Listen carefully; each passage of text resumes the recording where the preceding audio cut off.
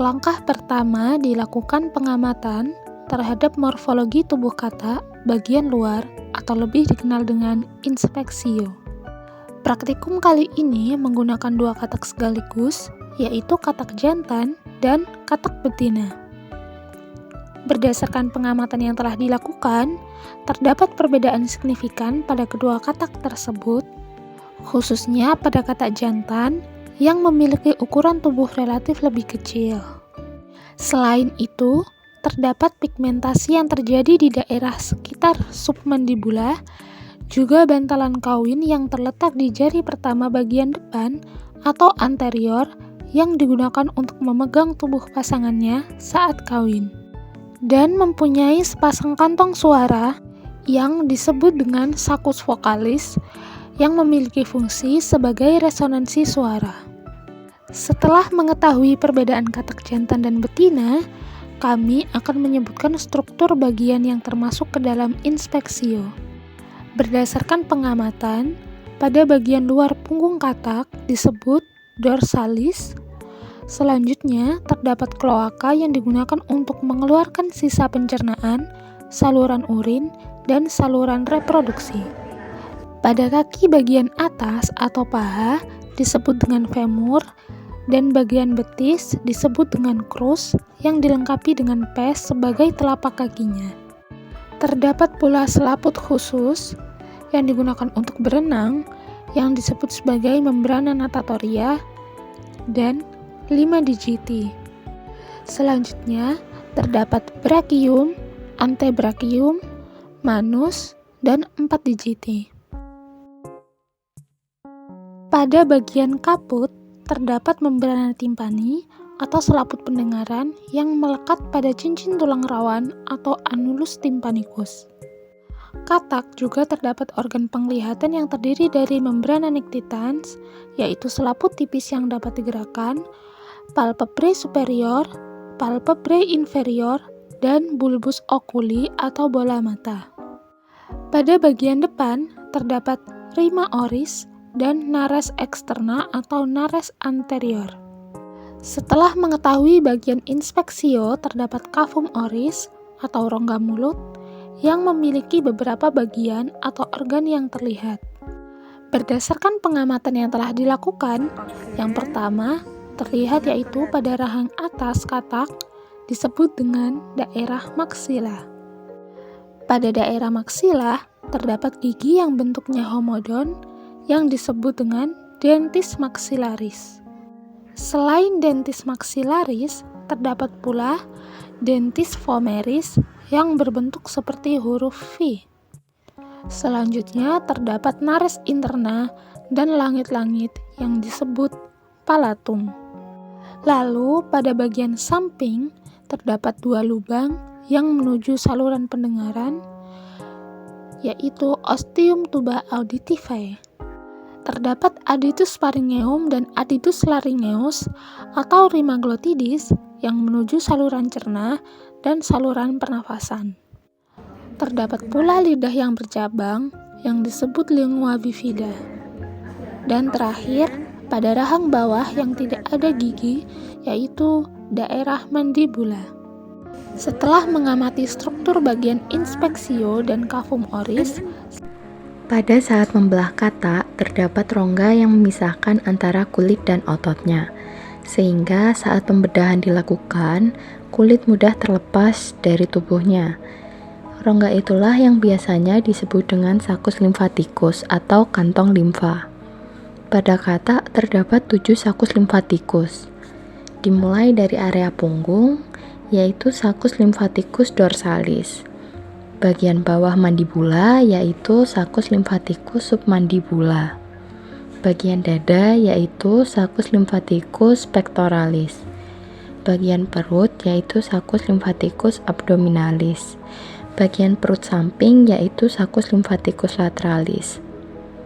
Kemudian pada ekstremitas anterior atau alat gerak bagian atas terdapat saccus lymphaticus brachialis, serta bagian ekstremitas posterior atau alat gerak bagian bawah terdapat saccus lymphaticus femoralis di area paha dan sakus limfatikus cruzalis di area betis.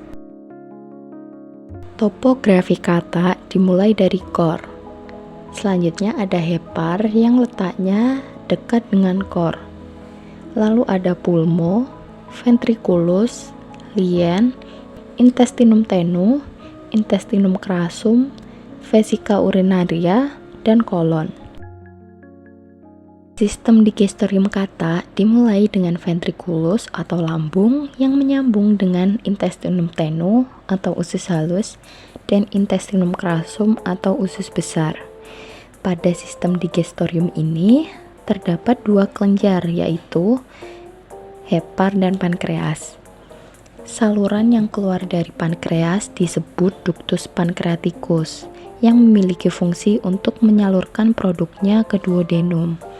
Sedangkan saluran yang keluar dari hepar disebut ductus hepaticus. Ductus hepaticus ini memiliki fungsi untuk menyalurkan empedu. Di antara lobus dexter dan sinister terdapat kantong empedu atau biasa disebut vesica velea. Saluran yang keluar dari vesica velea disebut ductus cysticus. Ujung dari ductus cysticus dan ductus hepaticus yang bergabung akan membentuk ductus baru yang disebut ductus choledocus. Ductus choledocus ini akan berjalan menuju pangkal intestinum crassum.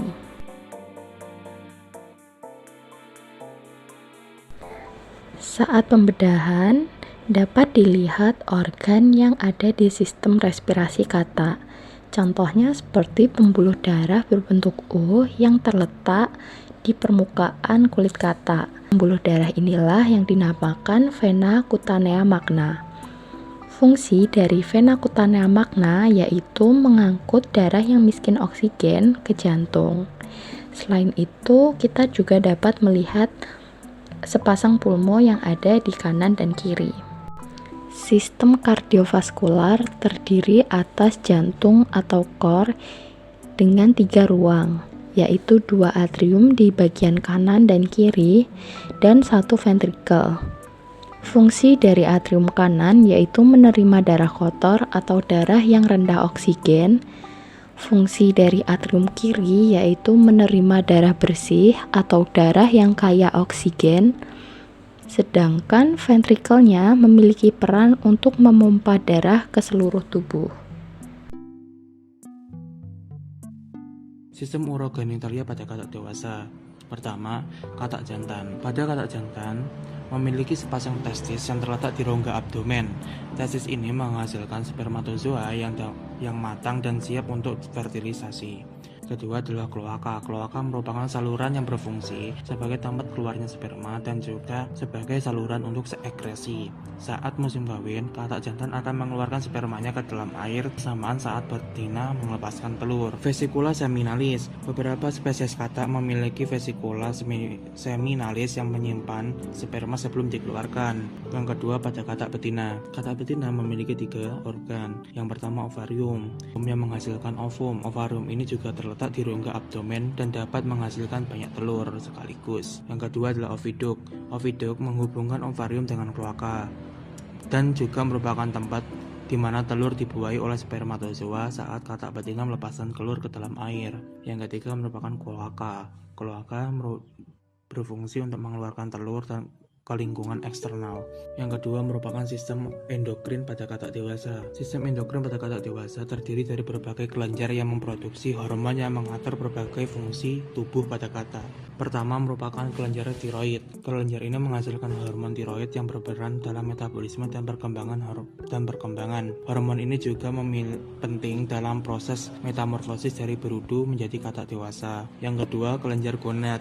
Testis dan ovarium berfungsi sebagai kelenjar endokrin yang memproduksi hormon seks atau testosteron pada jantan dan juga estrogen pada betina yang mengatur perkembangan seksual dan perilaku reproduksi. Kelenjar adrenal. Kelenjar ini menghasilkan hormon yang terlibat dalam respons stres dan metabolisme. Yang terakhir, hormon pertumbuhan. Hormon ini mengatur pertumbuhan dan perkembangan katak dewasa termasuk proses reproduksi.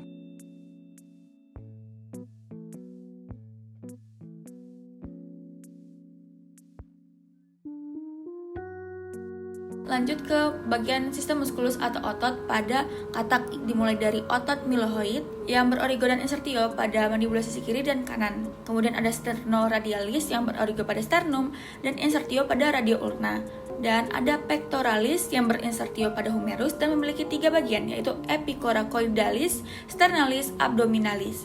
Kemudian ada musculus deltoideus yang berinsertio pada humerus dan memiliki 2 bagian juga, yaitu pars episternalis dan capularis. Selanjutnya ada rectus abdominis, yaitu otot lebar memanjang dari sternum sampai pelvis. Dapat dijumpai pada inscriptiones tendinae yang berjumlah 4 buah. Dan fossa abdominalis. Kemudian ada otot oblique abdominis externus, yaitu di bagian perut lateral, dan di dalam otot ini tuh menutupi obliquus abdominis internus. Kemudian juga ada otot hypoglossus gyhoid. Kemudian di bagian tengah ada seperti garis, yaitu linea alba. Kemudian ada extensor carpi radialis, flexor carpi radialis, flexor carpi ulnaris, triceps brachii, cutaneus pectoralis.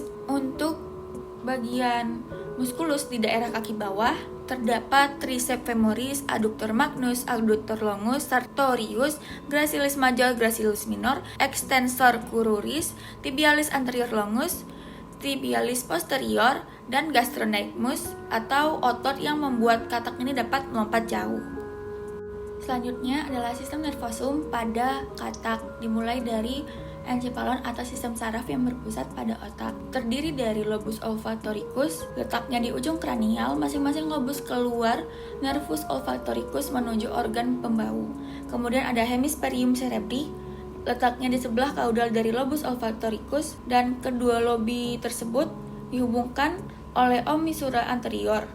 Di sebelah kaudalnya terdapat epiphysis atau glandula pineal. Mesencephalon berjumlah sepasang, dan bagian mesencephalon yang menjadi pusat nervus opticus adalah lobus opticus. Cerebellum berasal dari bagian dorsal metacephalon. Medulla oblongata berasal dari bagian ventral metacephalon dan miocephalon. Di sebelah kranialnya tampak adanya lekukan yang disebut dengan fossa rhomboidea yang tertutup selaput tipis dengan kapiler-kapiler darah. Kemudian ada chiasma nervi optici di sebelah kaudal dari hemispherium cerebri. Juga ada tuber cinereum, bagian yang menonjol di sebelah kaudal dari optik chiasma. Dapat dijumpai infundibulum yang merupakan tangkai hipofisis. Kemudian ada cerula cerebri, merupakan tonjolan sepasang di sebelah lateral dari tuber cinereum pada basis lobus opticus menghubungkan hemispherium cerebri dengan medulla oblongata. Kemudian ada sistem nervosum perifericum yang terdiri atas nervi cranialis yang berjumlah 10 pasang. Nervi ini keluar dari encephalon dan juga berpusat pada encephalon. Dan ada nervi spinalis yang berjumlah 10 pasang. Nervi ini keluar dan berpusat pada medulla spinalis. Medulla spinalis merupakan lanjutan dari medulla oblongata, terletak dalam canalis spinalis columna vertebralis. Di ujung kaudal berakhir sebagai benang tipis filum terminale yang mengandung elemen-elemen saraf lagi. Filum ini terdapat di dalam ujung kaudal vertebra urestile. Nervi spinalis 1, 2, dan 3 membentuk anyaman atau disebut dengan plexus branchialis menuju ke ekstremitas anterior. Untuk nervi spinalis nomor 4, 5, 6 tidak membentuk plexus, menginervasi kulit dan otot dinding badan.